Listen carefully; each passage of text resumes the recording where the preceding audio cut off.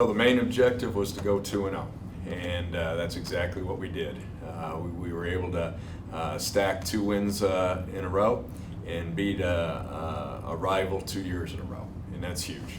And great for the program. Our goal right now is to go 3-0. To talk about the game itself, we did some really good things defensively. Really pleased with the way that our defense flew around and made plays. Special teams, same thing. Met all our goals. Thought we were really good had great field position. Guys flew around, made plays, and offensively, where we've got to get better is in the red zone. We've got to score touchdowns. We got a great field goal kicker who just broke an all-time scoring record in Jerry Nunez. We know we've got a great weapon there, but we got to score touchdowns when we get in the red zone. Coach, you brought up with your team, yesterday about when you watch that first half, that's how a defense should play, of how great of a half that was. What have you enjoyed just about the past 2 weeks in watching your defense go out as they've held 2 straight opponents to 7 points or less, which was the first time for the program doing that since 1995? Well, I think there's no thinking. We talk about defense. Defense isn't a thinking game, it's a reaction game. And you're seeing them react. They're playing fast, they're playing with energy, they're playing with passion, and it shows. And we got great speed on defense. We're able to keep the ball in front of us. I thought our tackling was much better. We graded out the highest that we have all year at 90% in our tackling, and a lot of it was in space. And so, pleased with the way the progress has been made the last 2 weeks defensively. We got to continue to make those strides. Offensively, being without Ryan, when you went back and you were kind of able to look at the film even more, what stood out offensively in terms of Curtis being able to fill in?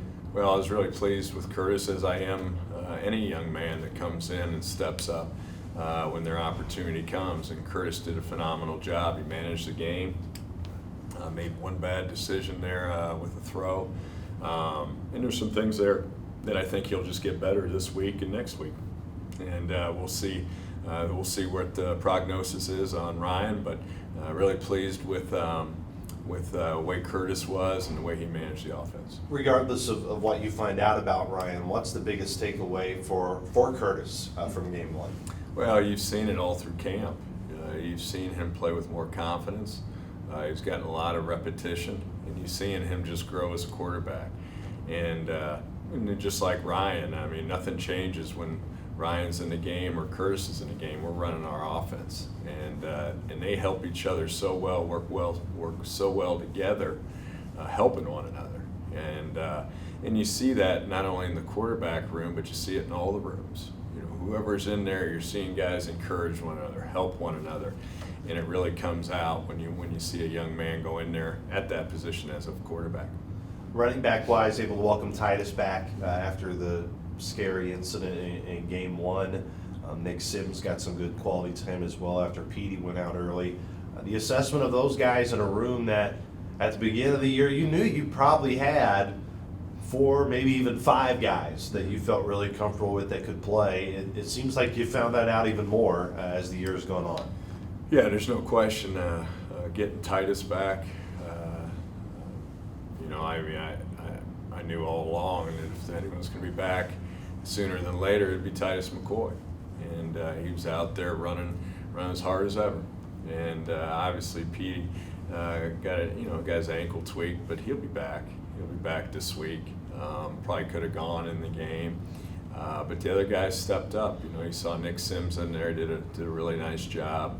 But we do. We've got a good group of running backs, and you're seeing one guy emerge and another guy show up. So, that's how you're going to see it. You're going to see it throughout the year. We're going to need all of them. Moving kind of back to the defensive side, 3 interceptions as a group, which now brings your total to 4 on the year. That's as many interceptions as you had all of last season. Guys like Hamid got his first interception, Clayton got his first interception. What allowed them to be in those positions to do that, but also where is your defense been able to take that step to where maybe that can be more of a norm this year, where you get a few more hands on footballs and try to make some more plays? Well, I think we're better up front. I think you have a good pass defense. It always starts up front. the pressure you're going to put on the quarterback. I mean, we were getting after their quarterback. We put a number of hits on him. We put him on the ground.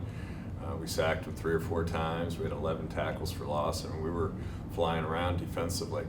But when you're able to do that, you're going to get some ill-advised throws, and certainly we did. We had our hands on a number of balls. We had one on the sidelines that was really close to being another interception with Michael Thomas. So we've had our opportunities, but again, I'm always going to start with the guys up front. And when you're pressuring that quarterback, it just makes your job that much easier in the back end.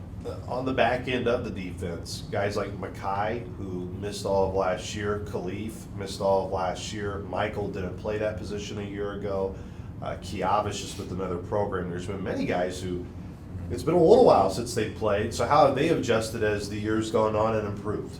Well, and you may have mentioned Hamid too. He's another young man that's been in there. Obviously, Denzel Bonner's played some in there, and then you're getting Dwayne Thompson in there too.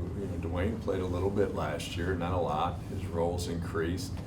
Caleb Newman played quite a bit, so you got a lot of guys that have played, and then you have some new faces in there as well. But playing a lot of guys back there, and it just helps. But the thing that you're seeing is a team play with confidence. A team or a defense playing with confidence because they know what they're doing. They're playing fast, they're playing aggressive, and they're having fun.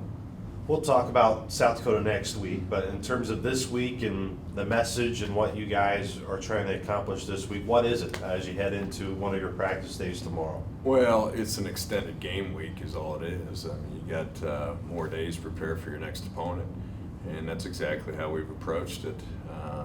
We came in on Sunday like we always do after a game. We watch the film, we lift, we get treatment, we have a team meeting, they go to study table. Monday's their academic day, we get back to work. So it's business as usual with some extended time to prepare for the next opponent.